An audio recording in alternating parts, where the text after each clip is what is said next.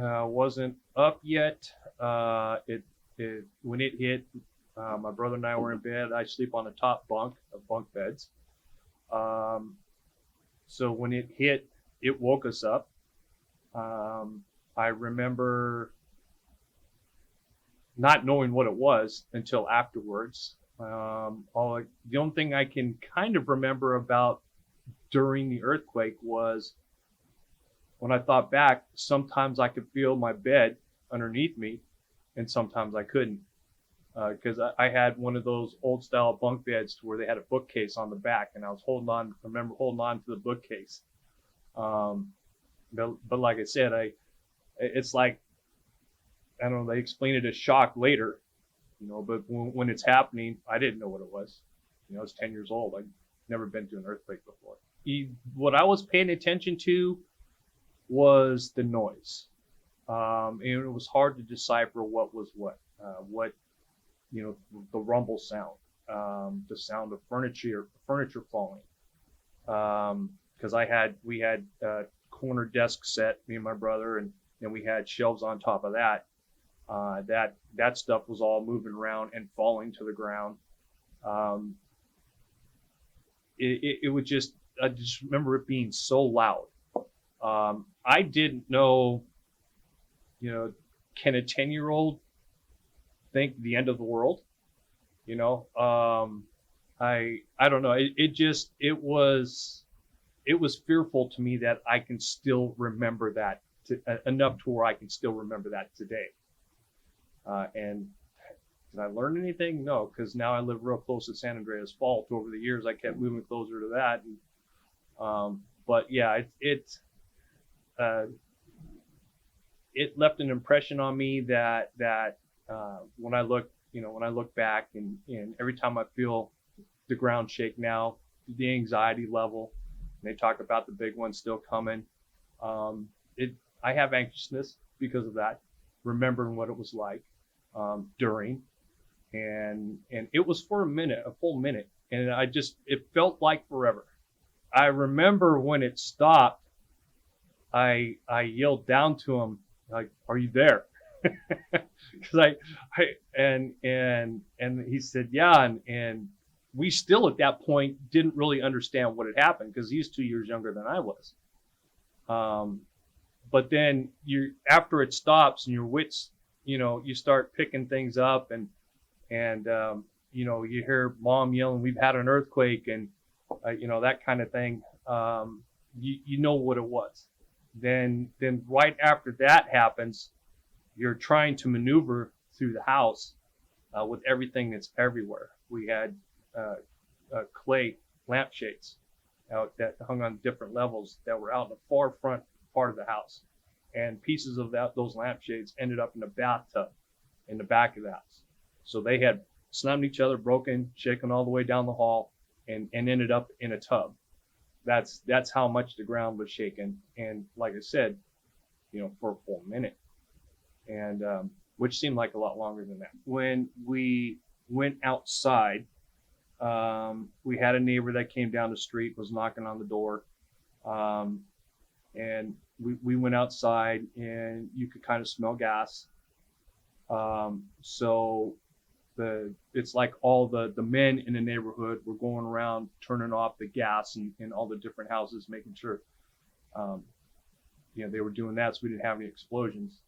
Um, but when one of the first things we did was get outside, and then you kind of looking around, seeing everything, and then you start to analyze. Okay, we've had an earthquake, and the longer you're out there, the more you start. When we first went out there, it seemed kind of hazy. Um, and then I remembered smelling the gas, and they got that under control. And then I remember looking back at the house. We had a patio out front, or a porch, good sized porch. And I remember seeing two cracks that were about at least an inch and a half wide, two cracks going through the pavement. And then later on in the day, when we went out to the backyard, we had a concrete patio back there. And those same two cracks, you could tell, traveled underneath the foundation of the house and came out the backside across the back patio. And then, being out there, you walk around the house, and then You look out your backyard, next thing you know, you see the backyards of people from 4 or 5 blocks away, as far as you can see, because all the walls fell. And not wooden fences, these are concrete walls. Yeah, they all came down. Yeah, they were yelling for us. I was told that as they were trying to get to us, like my dad getting out of the bed, and then their dresser, which was a big gigantic dresser with a mirror on it, had fell over on him, towards the bed. So the harder they tried to get to us, the further away it seemed like they were getting knocked away. So that's like for every step you go forward, you get knocked back 2 or 3. And so they, afterwards, telling that story, they were really frustrated and worried. But yeah, as soon as it was over, trying, opening the doors, our house, the house didn't tilt or anything like that, so they were able to open the doors. But you still had to climb over big pieces of furniture, And then that's the first thing we did was we went outside of the house. It felt so big of an emergency that we didn't go there. We started having our fun later, because we went long time without utilities. Like as far as I remember, I mean, it's 10 years old. I remember we went at least a few days without electricity. That was the first one that came back. And then water came back after that, and gas came back last. But when, because we didn't have water, the city brought the porta potties, or, and set them around the area, different spots. And when people would go in there, that's when we'd have our fun, and yeah. Oh, they'd go in there to use the bathroom, and then there'd be 3 or 4 of us kids that walk up to it, start pounding on it, shaking it, and yelling earthquake while they were inside, and they come flying out, pulling their pants up. Of course, they weren't too happy about that afterwards, but those are things that we had to do to just kind of have them. Because what I do remember after that was unnerving, going through the process of recovery, were the aftershocks. Because some of them were pretty big, and it gets unnerving after a while. All right already. Yeah. And it was hard to sleep for a long time. But yeah, just the sound, and feeling everything. It's horrible. I mean, I still remember that today. What, 50 years later? The PTSD. I mean, there's anxiousness involved, like, because I lived up in the Antelope Valley, which is an hour from here, when the Northridge quake hit, and, we didn't feel it like down here, but we did feel it up there. Also felt the earthquake that was up in Ridgecrest recently.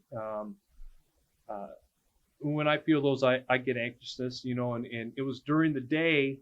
So we were, I was out the door. I don't want to be inside.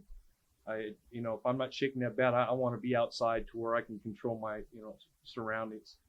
But there are some nights occasionally that if there's been an earthquake somewhere, I'll think about it, or the night that Northridge hit or Ridgecrest hit.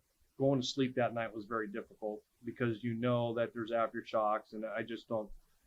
Living in a house and seeing the damage that it does to your house, or the neighbor house next door, which might even be twice as bad, and like the 2-story houses, they got it even worse because there's more swaying on the 2-story houses, or houses that are on soft ground that sink in the ground.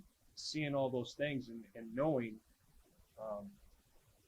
what kind of damage that does, and the worst part of it is it just comes out of nowhere. There's no, it just comes out of nowhere.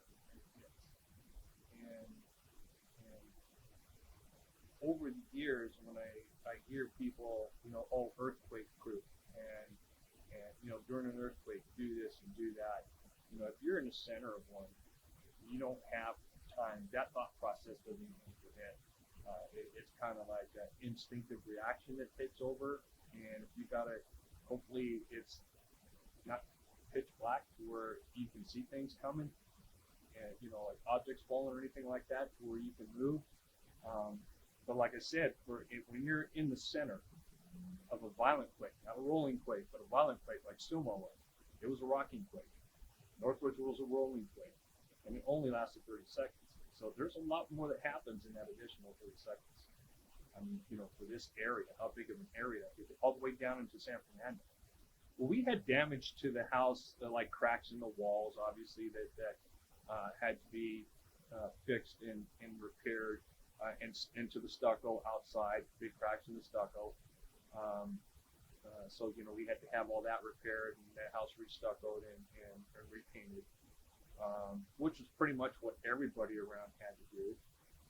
But there were some other houses that from liquefaction actually kind of sank in the ground. They had to be torn down completely. Some of the two-story houses actually opened up where you could be inside, look out the top story, and be looking outside. Um, that kind of damage, and obviously those have to be taken down and rebuilt.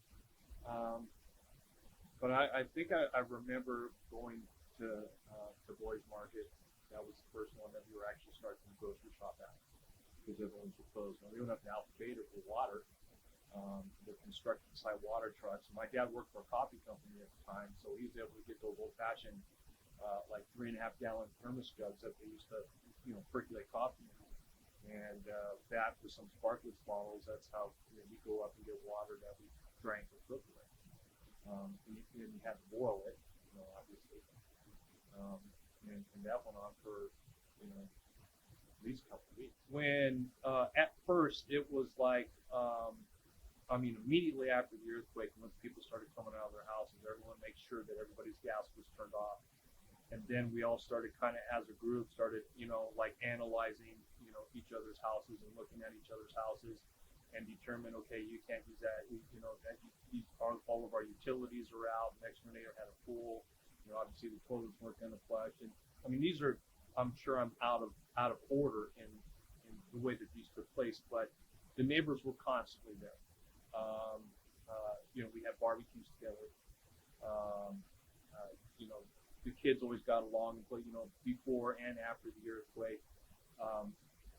So we just hung out a lot more, because obviously you're not going to school or anything like that. It's a matter of picking up the pieces and rebuilding the neighborhood. And then I remember when we started, we had to, even though the walls fell, like you said, they fell in big chunks. So they had all the neighborhood kids, and the dads were out there too. But I remember all the kids, they gave us chisels and sledgehammers, and we were out there chiseling all the extra pieces of cement off of the bricks, so we could reuse the bricks when we rebuilt the walls. So it was like, rebuilding it was a community thing for everything. If someone needed 3 or 4 people to lift something while they were rebuilding or replacing, that was there, and that was pretty cool. You don't find that a lot today. It seems like today you can be in a neighborhood for a year and a half and not know any of your neighbors. But at least back then, that was pretty cool about it. I mean, we all lean on each other. When people say earthquake proof, do this, do that, and they just don't understand. Unless you're in the center of one, that shakes like that. The best thing to do is be prepared beforehand. And that's I do now. I've got water supply and cash and